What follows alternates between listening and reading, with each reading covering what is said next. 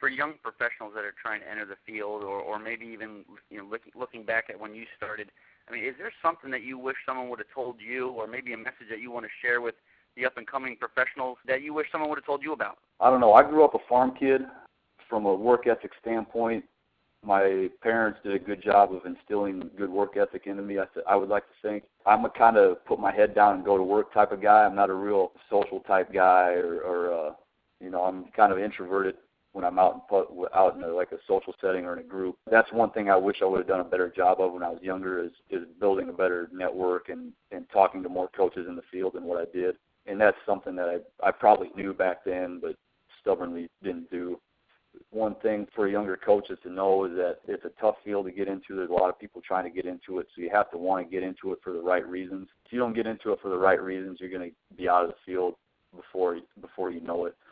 Just about everybody that I'm very close with in the field has gone through a point in time. They've either gotten fired or they've had to take a step back from a job that they were at and take a lower paying job, maybe move their family halfway across the country to stay in the field and keep a foot in the door.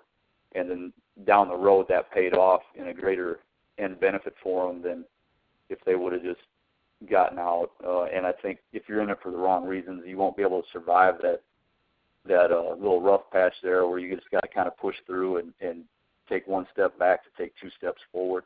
Realize that you're always on an interview.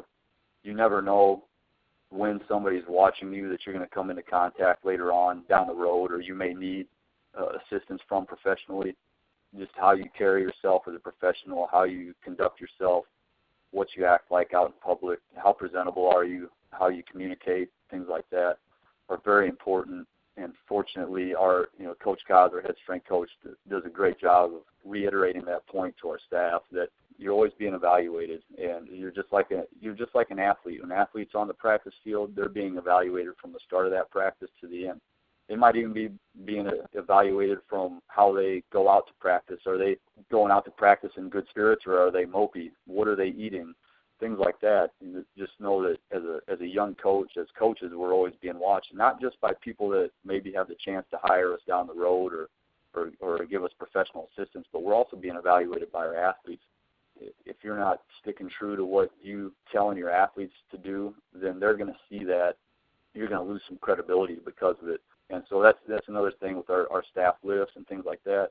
It's a way for us to keep in good shape. We want to be as a staff in good condition so we can go coach at a high level when we're supposed to be coaching at a high level and stay fit, and that helps us keep our edge and stay focused.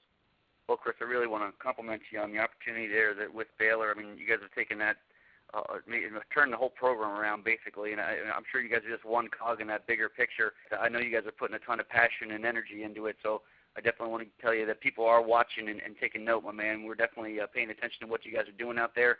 If anybody had any questions about anything we talked about, they wanted to find out more information about strength and conditioning, the way it's done at Baylor, or even just connect with you just for a networking opportunity, to moving it forward and paying it forward type thing. I mean, how would they go about doing that? To get in touch with me personally, my email would be the best bet, and that is Chris, CHRIS, _ Roof, RUF, at Baylor, BAYLOR.edu. We also have a webpage that's www.baylor.edu/athletic performance. Baylor Athletic Performance Facebook page and Twitter page that we'll put out some social media type stuff. That's how you get in touch with anybody on our staff. Well, again, Coach Roof, man, I really appreciate you taking the time out of your day. I know we don't keep in touch enough going back and forth, but maybe this will be a launching pad to just start to talk a little bit more shop and share some more information. I know, generally speaking, we're on two different sides of America, but I think we can do a good job of helping each other with sharing some information and just putting each other in good touch with different people that come across our way, man. I think you're doing an outstanding job motivating individuals and actually leading by the example. Again, we are watching. That Baylor program is on the rise, if not getting closer to the top every single day. So I want to give you a little bit of a shout-out and compliment you for your efforts there, my man. I look forward to keeping in touch. If there's anything I can ever do for you, my man, just shoot me an email, get in touch with me with a text or a call, and it will be done. Same to you, Coach. I really appreciate the opportunity to visit with you today and done a good job with your website and business and everything like that. And look forward to future conversations.